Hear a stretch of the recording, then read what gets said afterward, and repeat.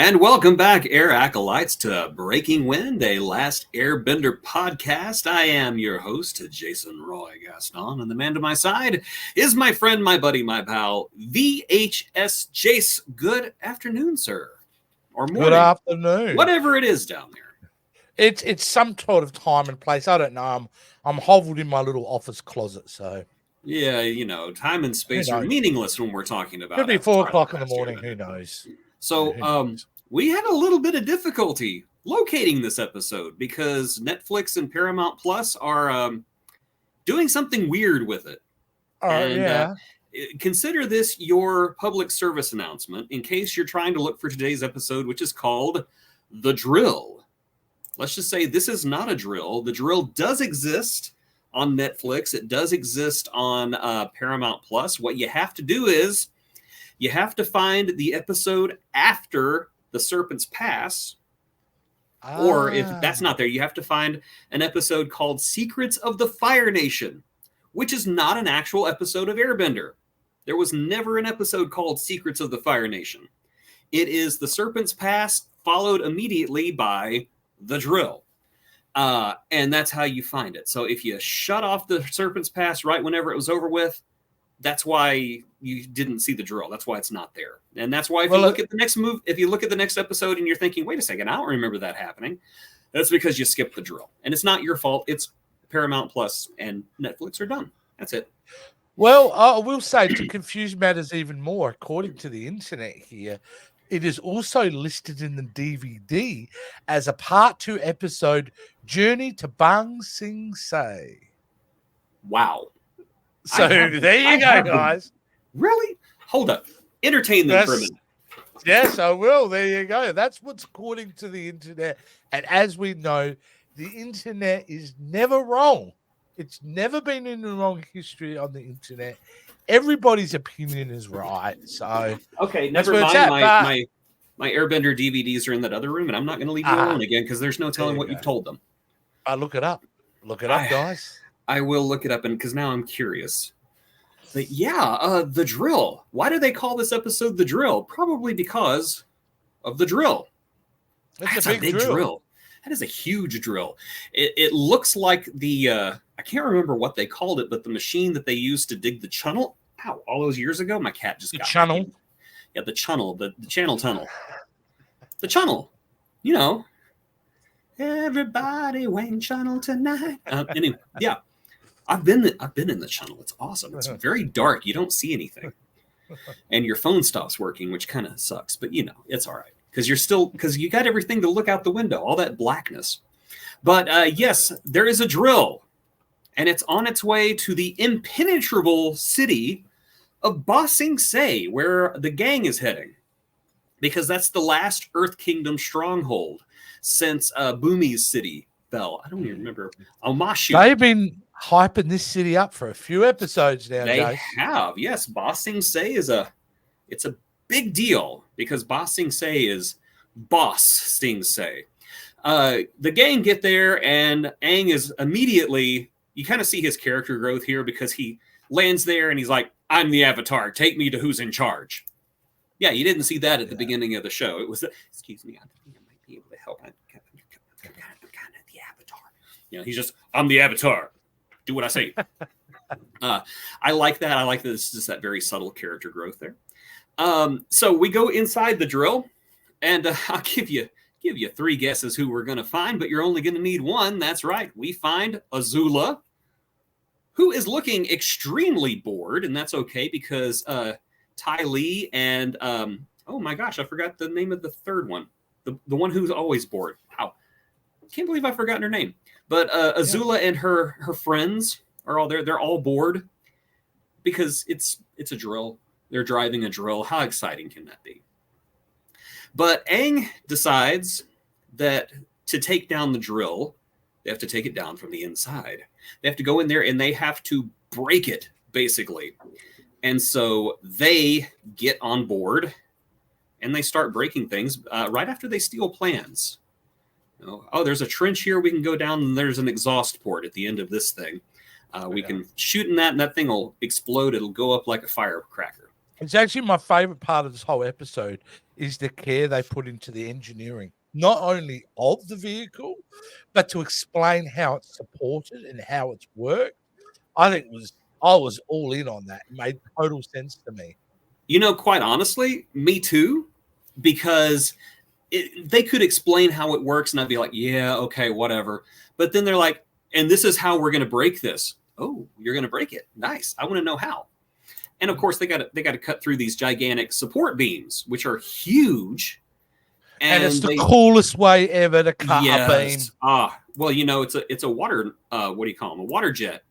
That's how they actually cut things today, which is kind of neat. I wonder if those were around back then, whenever they were animating this episode. Surely they were. Yeah, yes, of course. Yeah. Yes.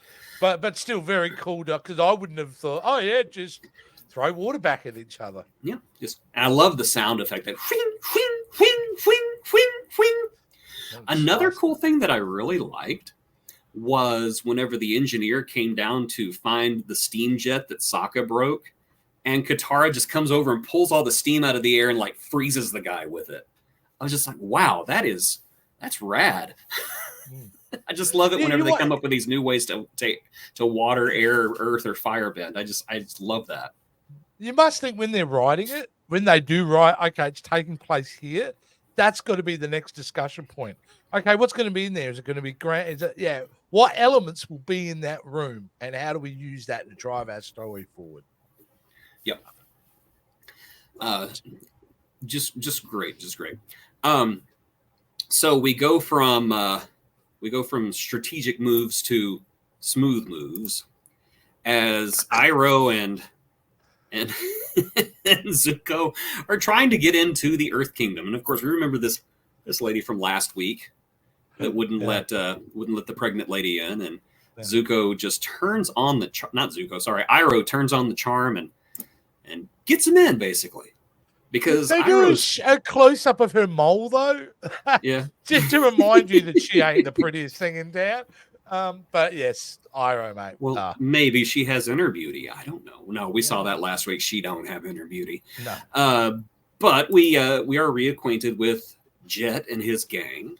In case you forgot, Jet sucks. Yeah, but, Jet sucks.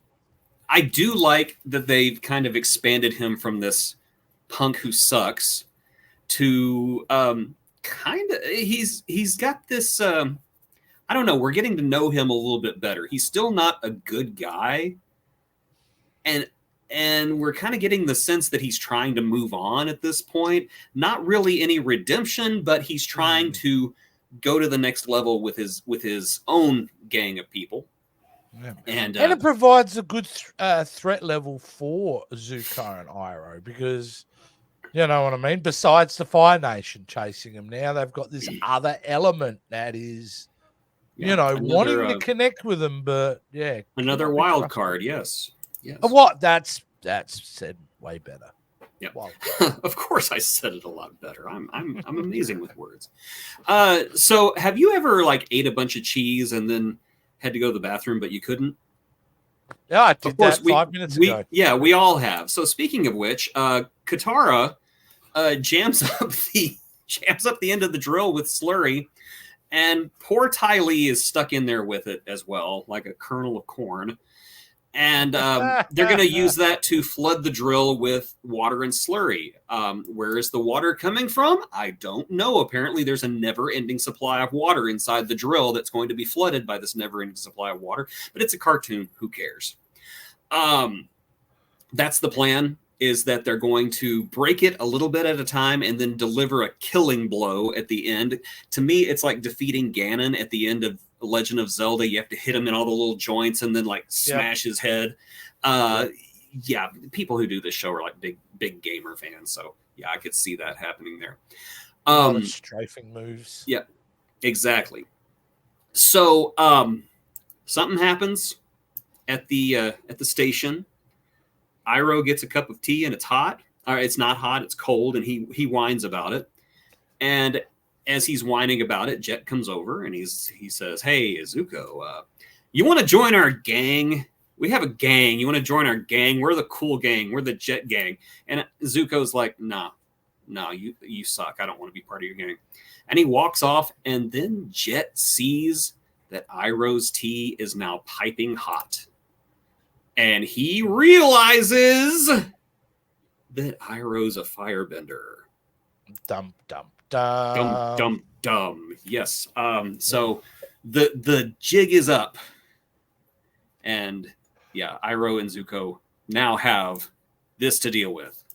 Yeah, look, it's a surprising move from Uncle Iroh to be so overt with that, which kind of intimates to me maybe Uncle Iroh really isn't. He seems to be just enjoying the moment, not really focused on the bigger picture. I think he's just like, hey, I'm just hanging out with my nephew, not realizing that, hey, there's a whole nation, and basically most of that Earth is got a bounty on your head. I think you're right. I also think we have to look at it from this point of view: is that we've seen Zuko whine and complain that, oh, we used to have servants, we used to have hot food and everything, and we're all thinking, well, Zuko's kind of a brat. But if you really think about it, Iroh came from that lifestyle as well. He's not used to roughing it either. And so, tea, oh, now it's warm. How did that happen? So yeah, it's just it's two affluent members of Fire Nation society slumming it. Oh, and you know, it's a show where characters can make mistakes. Oh yeah, Iroh probably didn't think anybody had great observational skills. But then we got this guy who's just all of observation. I'm sorry, I really like this expression to me. It's a great shot. It's like you just walk in and you realize somebody took the last piece of cake. Yeah. Yeah, Thanksgiving. Yeah. Even though you called it, you're like, I want that. You know, lick your finger, stick it on there. It's like, hi, it's my cake. And then you come back, somebody ate it anyway. First of all, that's nasty. Secondly, that was my cake. Yeah. I think that looks also appropriate when anybody asks you a question at work. Exactly. Yeah. Like, I am busy. Yes. Why are you talking to me? It's 4:59 p.m. and the boss comes over and says, hey, can I ask you a favor? What? So that's also the expression of my cat's face if it's 6:01 and he hasn't been fed. That's the expression on my cat's face all the time. So I don't even know. Like, she's looking at me right now with that same expression. Like, I fed you. What do you want? Did you know cats can give the finger? I didn't know cats could give the finger. Anyway, the last 10 minutes of this episode are a really prolonged action sequence. And it's so much fun. This is some of the most fun action I've seen. And it all involves them trying to get that last hit on the drill. It's Aang versus Azula, and Toph showing up to help Katara plug the sphincter of the drill. And it is all capped off by this Sonic the Hedgehog move. Awesome.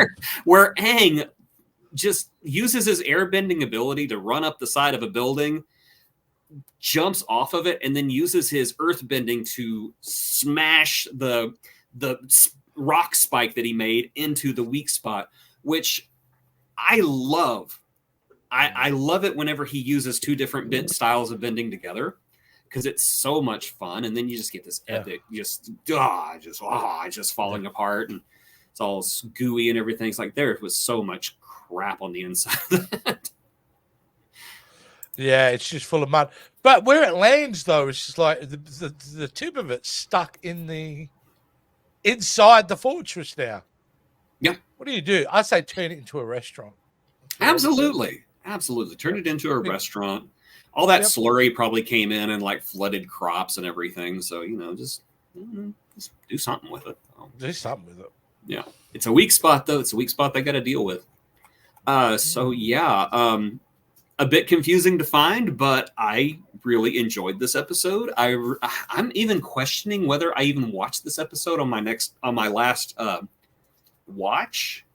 Yeah. Because I don't remember a lot of it. And in the confusion, I sent you a screenshot what was on my screen, and you noted, oh, no, you've only watched half of this episode. Like the double episode they joined, you'd only watched half of it, which was dead on accurate, because as soon as I pressed play, it had, faded out from the last episode, and that first image you put up came up. So I'm like, okay, all good. Yep. Yeah, I don't think we've got that confusion again, though, do we? I don't think so. I don't think so. But I'm actually wondering, though, if I did watch this episode on my last watch through. Yeah. Or if it skipped it and I just remembered enough of it from my first one that it just didn't register with me, because there's so much about this episode that was just, I was not. How can you forget the Boomerang Squad, dude? Boomerang Squad. The Aang Gang. I love that moment. Yeah. Yeah. The Aang Gang. Yes, Boomerang, because it has Aang in it.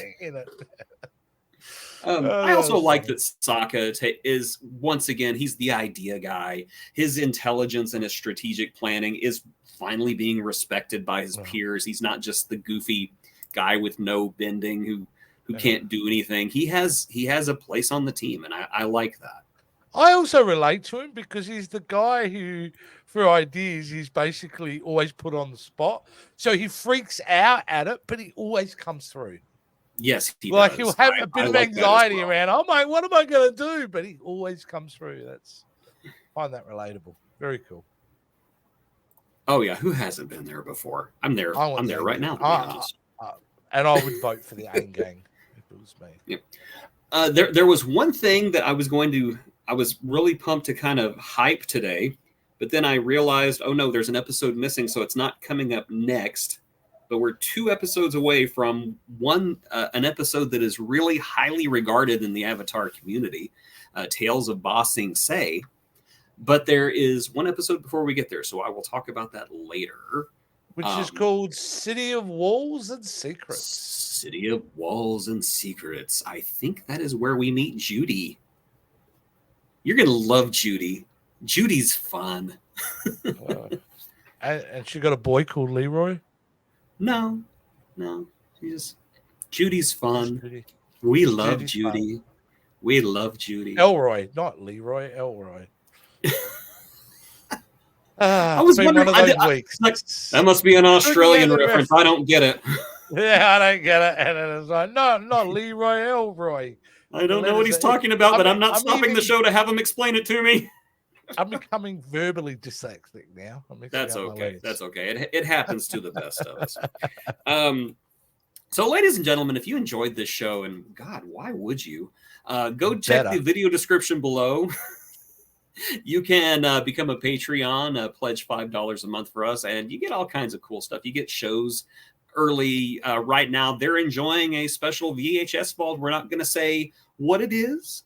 Our Patreons know what it is. We're probably going to premiere it in about a month or 2, but all I can say is it is good.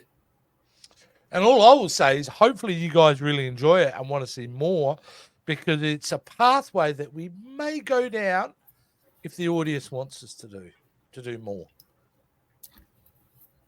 Oh, I was going to do it whether they wanted us to or not. Yeah, but sorry. Yeah. That's what we're doing. Get used to it. We're just doing it. Right. And of course, like, subscribe, comment. It helps algorithm daddy get us out there. And if you would, of course, please join us next week right here on Breaking Wind, a Last Airbender podcast. I don't even know the name of the show. So you're not the only one who's verbally dyslexic right now. I don't know. I'm like that drill. I was stopped up, and now I just have verbal diarrhea everywhere coming out in a slurry. We used to be classy. Nah, we were never. No, classy. We